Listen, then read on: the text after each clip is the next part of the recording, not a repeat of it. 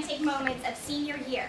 It can't wait until junior or sophomore year. No, it takes time to go through the process of career development. It takes years to develop the relational networks and professional skills that students need to have an advantage in today's competitive job market. The Vanderbilt Career Center is an incredible resource available to students here that maximizes their future prospects. And the fact that Vanderbilt first years are mainly unaware of this resource is a serious concern because it compromises their ability to have a head start.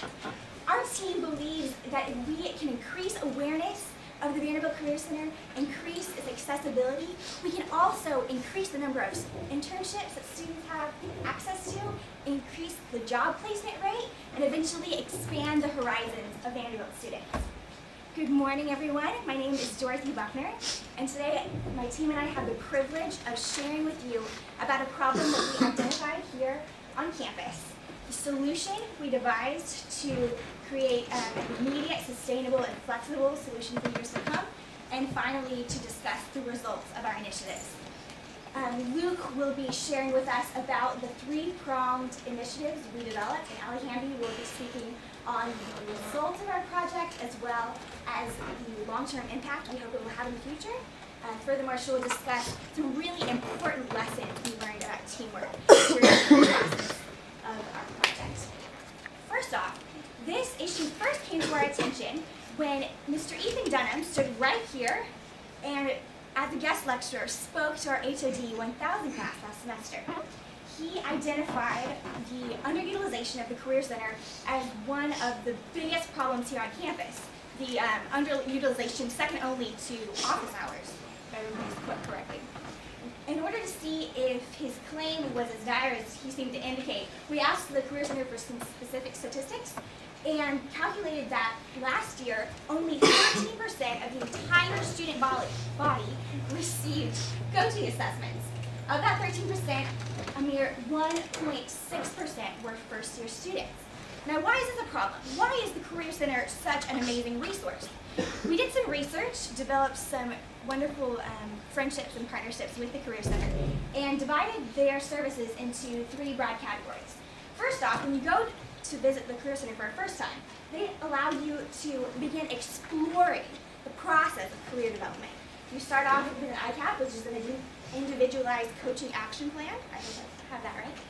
And then you have a coaching assessment where you begin a conversation with a career advisor talking about things you might be interested in or skills you might have to bring to the table. And then in the preparation stage, the Career Center helps to prepare you for internships and jobs by offering wonderful services like resume critiques and mock interviews. And then during the application stage, the Career Center helps to facilitate those networking opportunities and place students in internships.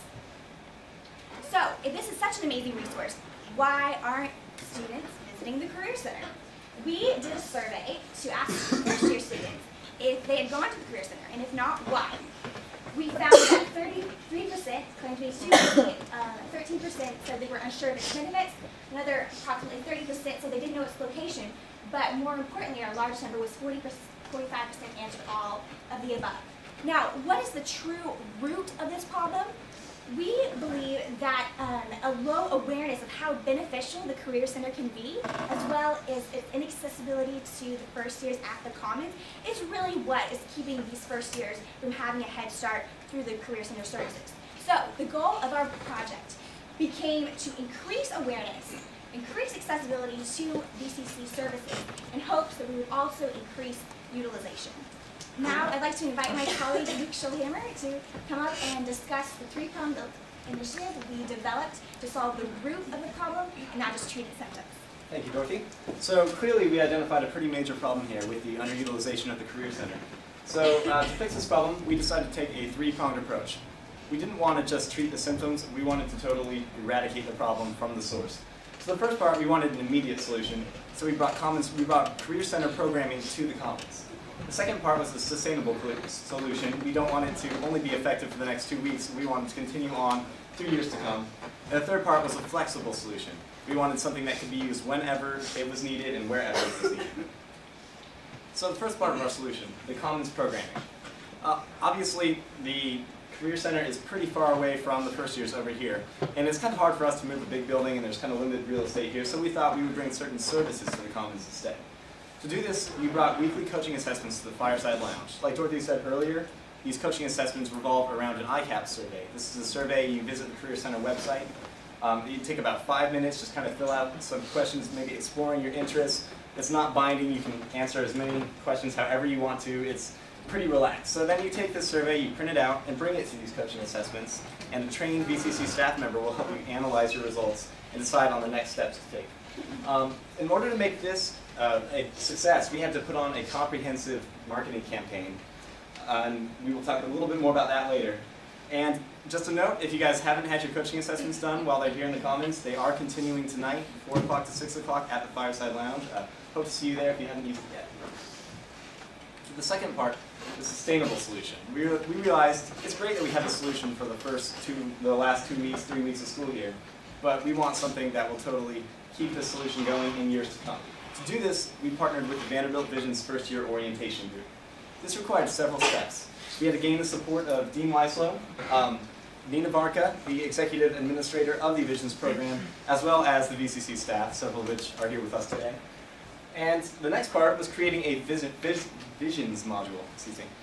These modules are effectively an hour-long lesson plan that ViewCeptors and their faculty advisors can use in one of their weekly Visions meetings throughout the first semester.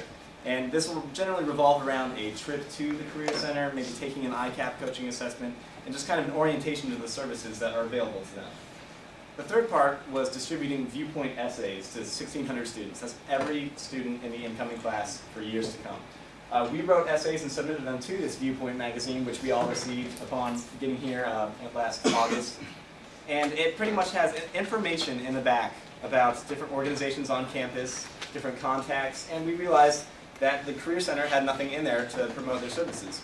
We decided that it would be a good idea to try to get something, so we all wrote a couple essays and submitted them, and one of which will be included in the upcoming publication for the class of 2015. The third and final prong of our solution was creating a flexible informational video that the Career Center can use at any point, anywhere they see fit. It pretty much gives you a an overview of the services offered, along with interviews of the staff and even a pretty tricky time-lapse video of how to get to the Career Center from the Commons. The uses of this, it can be used in the Visions module that we created. Peer career advocates, these are students that work for the Career Center that make trips around the Commons to the different dorms, giving speeches and just kind of orienting students to the services. And pretty much anywhere with a screen and first-year students, this solution will be effective. Now I'd like to invite my colleague Allie Hamby to talk about the results of our initiatives. Okay. I'm going to discuss the results we obtained from completing our initiatives. Initially, we wanted to focus on obtaining immediate results through Commons programming. As Luke said, the Commons Center has hosted 2 coaching roadshow assessments for first-year students the past couple weeks, but in order to make this happen, we needed to implement a marketing campaign. We set up a table in the Commons where we distributed Career Center brochures and also 400 glow pops with business cards attached that said, "Don't blow this opportunity." We also distributed 100 flyers throughout first-year Commons dorms, and also we created a Facebook group. Throughout this Facebook group, we were able to reach 185 first-year students and consistently message them about the upcoming event. The Coaching Assessment Roadshow has gone very well. The past 2 weeks, the coaches have been at maximum capacity. We were able to reach 12 first-year students through the first session and 11 first-year students the second session. To put this in perspective, the coaches only reached 113 first-year students last year, so we obtained 1/5 of that total in just 4 hours. Next, we wanted to make sure that our results would be sustainable, so we collaborated with Vanderbilt Visions. We first met with Dean Weislow and gained a very positive recommendation from him. Then, we met with Nina Varka, who is the executive coordinator from Vanderbilt Visions, and she was thrilled with the model that we presented to her. Because of our collaboration with Nina Varka, our project is going to be presented at ViewCept orientation in front of 184 faculty and student ViewCeptors. It is also estimated that approximately 1/3 of all ViewCept groups will implement our module, which will allow us to reach 510 first-year students next year. One of the main objectives of our project was to make sure that we would reach a sustainable solution and have long-term effects on this campus. So through the involvement that we have with the Visions program, we will be able to continually introduce first-year students to the Career Center and its services. The video that we created for the Career Center is a tool that they will use into the future to introduce first-year students to these opportunities. Finally, through Commons programming, we were able to establish 23 relationships between the Career Center and first-year students. Commons programming means that once students are introduced to the services, they will be able to continue their career development from now throughout the rest of their college career. It is estimated that if we continue Commons programming, we will be able to reach 320 first-year students next year, which will triple last year's total. Also, it is estimated that 4 years from now, we will be able to facilitate 313 internships, which will be a 31% increase from the students who had internships last year from the Career Center. And these figures do not include the students who visit as a result of being exposed to the Visions module. Because of our project, our team was able to learn some major lessons about teamwork.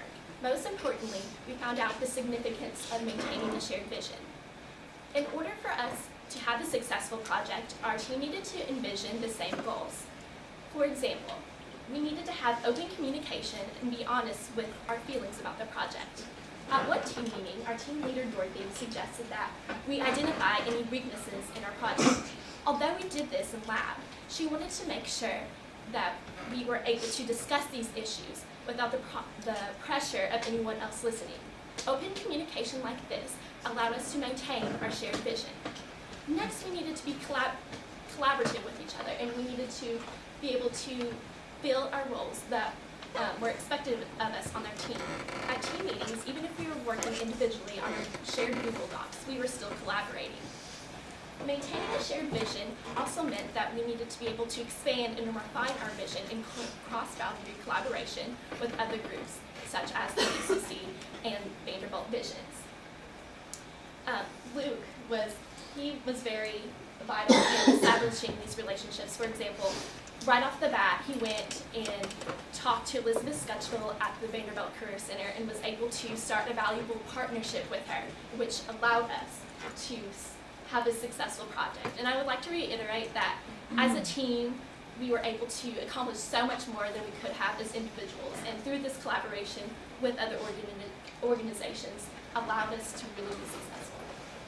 Just to wrap things up, our team identified a problem on campus, which was the underutilization of the Career Center by first-year students. In order to solve this problem, we took a three-pronged approach through Commons programming, collaboration with Vanderbilt Visions, and also creating a video for the VCC to use. We have already begun to see the impact our project has on campus, and we hope to continue to introduce first-year students to career opportunities in the future. Thank you.